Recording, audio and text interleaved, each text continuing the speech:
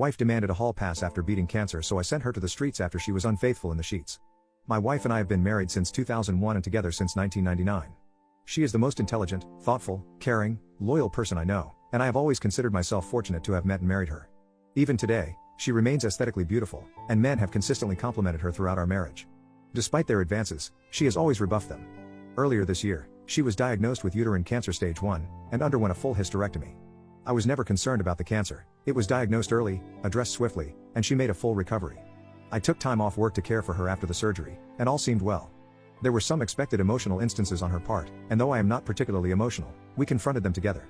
After her recovery, she insisted that we start living life to the fullest and embarked on a 10-day trip to Europe, followed by a journey to Belize. We also have a trip planned to the UK and Spain later this year. I am fine with these endeavors, as they contribute to building memories and checking off bucket list adventures for her and us. I understand that these actions stem from her feeling fragile.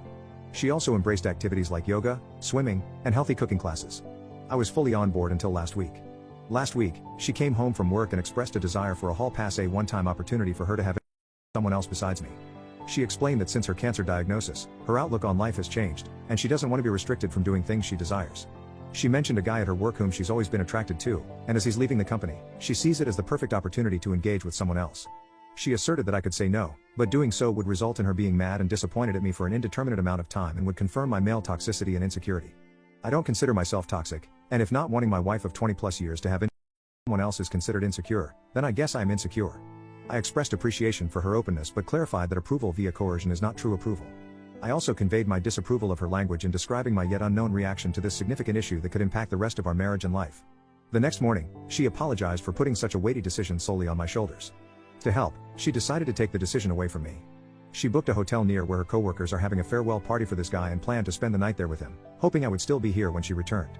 She assured me that she would answer any questions I have about the night afterward but not before.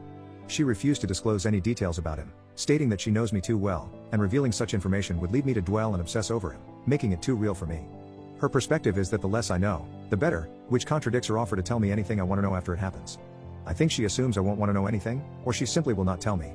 Part of me thinks that at least she has been honest with me, and she has been through a lot since finding out she had cancer, so maybe I should just let it happen. I certainly have no concept of what she went through, so I cannot dismiss how this affected her mental state and outlook on life. Another part of me wants to put my foot down and say this is not going to happen and deal with the consequences when they happen. Her best friend called me callous for even suggesting that I wouldn't let it happen because I have no idea what she went through. I find it hard to believe that she is okay with the possibility of throwing away 20 plus years of marriage over some guy with whom she has had no relationship outside of work. She was right. I wanted to know everything about this guy. What does he look like? What does he have that is so enthralling for her? Is he just a safe option? Is he married? Does his wife know? I was hoping that my opposition to her plans would give her pause, but unfortunately, that did not happen. I said I was a hard no, and I wasn't sure how I would feel about you if you went ahead with it. I was met once again with, "This is for me, it will be one time, what can I say to help you deal with it, you'll get over it, we were meant to be regardless of the situation." After that, she left on Saturday, ostensibly to meet her coworkers, but in reality, to be with the guy. I asked her to text me when she was leaving for the bar, and when she did, I asked her if she was really going to go through with this. After her response, "I am not answering any more questions tonight, I will see you tomorrow," I blocked my wife. Then I did something either stupid or brilliant. I went to the bar where the get-together was happening. Well, not the bar but a transit bench across the street. I waited for a long time. It was running through my mind leading up to this event that I needed to know who this guy was, maybe to compare myself against him, to see what he had that I didn't. It was driving me crazy not knowing who he was and what was so special about him that she would ruin a marriage for. After what seemed like an eternity, a woman that I recognized from my wife's office left the bar and got in a cab. Soon, other people started filing out, and a whole group came out. People were hugging a man and shaking his hand. I assumed that I had my guy. I didn't see my wife and had a brief thought that maybe she called it all off. I unblocked her, and there were no messages. Everyone said their goodbyes and left. The guy was just standing outside for a couple minutes, and then my wife came out. She looked around, took his hand, and started walking away together. Of all the emotions I went through, trepidation, sadness, anger, it was disgust that really encapsulated the event for me. This guy was short, fat, and bald, all the things I cannot compete with. Ultimately, I felt like a watching from a distance. I followed until they got to the hotel, and then turned around and went home. I woke up on Sunday morning and put a lock on the master bedroom door. I moved her things to the spare room and left a note asking her to find other accommodations as quickly as possible. I visited another friend who is a lawyer, and he gave me some great advice and a couple of recommendations for divorce attorneys. When I got home, and as per my friend's advice, I recorded the interaction. I was halfway up the stairs when she came up from the family room asking what was going on. "Could we talk? I thought we talked about this?" I just answered with "I am not interested in discussing this tonight" and went to bed. After not getting a response from me through the door, she left me alone. I feel kind of like a child for not talking with her and shutting the door on her, but I just couldn't look at her. On Monday, I got up and got ready for work. She was waiting for me and asked if we could discuss getting back to normal. I said, "You have been doing all the talking for the both of us for the last week, why don't you continue?" And left for work. That might have seemed cold, but compared to what she did put me through, that was lukewarm at best. My lawyer wasn't available for a few days, so I was faced with the reality of having to live with my wife in the interim. I really didn't want to go home and have any discussion, let alone a discussion about our relationship. When I did get home, I was basically ambushed by her friends and my mother-in-law. Instead of taking the remorseful approach, they decided that a full court press was what the situation warranted, and I was basically berated by them. Her best friend was definitely the ringleader, but all of them decided to say such things as, "She's been through a lot, you don't know what she's been through, you have no idea what it is like to face something like this, this was a one-time thing, at least she told you she could have hidden it from you, she will never see the guy again, and my favorite, you are a monster for what you have been putting her through these last couple of days."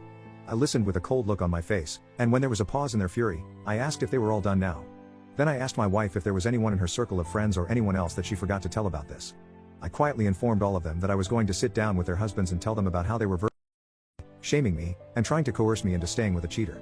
After I told them to leave, I said that I had no say in the entire event, and so they have no say in whether I stay or not. My soon-to-be ex-wife sort of apologized. She said that she regretted the entire thing. I said there is a difference between regret and remorse. You regret what happened because of the cause and effect. You have regret because your life will never be the same, our relationship will never be the same because you were wholly and willfully unconcerned about me and what I wanted. She asked if I had any questions, and she would answer them now, no matter how disturbing. I said that the one question I do have is, why? Not necessarily why this guy, why this low-end unattractive, unfit guy, but why someone else in the first place? She said that the cancer scared her to her core. She felt like she was rushing toward mortality and stepping out of that tunnel was appealing. She said that after all this time of being a wife and mother and worrying about family, this was something just for her. An escape. The guy was just someone who was interested in her for a long time, she knew he wouldn't say no, and he was the complete opposite of me. I said if I was going to risk my marriage, the woman would have to be a serious upgrade from you. I told her that I saw you and him coming out of the bar that night. I watched you walk away from the bar hand in hand towards the hotel. I said that you looked too familiar with each other and asked if there was something going on before all this. She said no, but who knows if that is the truth or not. I said that after all our years together, your lack of respect for me was astonishing. I finished by saying that I would never be able to look at myself in the mirror again if I condoned that level of disrespect and stayed with you. I said I hope we can go our separate ways amicably, and that I have an appointment with a lawyer later in the week. I again asked her to find some other accommodations, and she simply said, "I am not going anywhere. We are not getting a divorce. I will give you all the time you need and do whatever you need to recover from this. We will get past this." She has asked me to go to marriage counseling, which I refused. Why would I go to counseling? I did nothing to warrant needing a therapist's advice. I had her served and gave her a notice to vacate because the house is my premarital asset. She has moved in with her mom, but I find her constantly coming by to see if I need anything or making suggestions like, "What if we had an open relationship only on your side?" which seems kind of desperate and pathetic. She has said that she will drag the divorce out for as long as possible but so far has been compliant. The worst part of all this is telling my daughter that we are getting a divorce and why, followed closely by her begging me to give her mom another chance. I am not sure I would have been afforded the same consideration if I was the one who was cheating.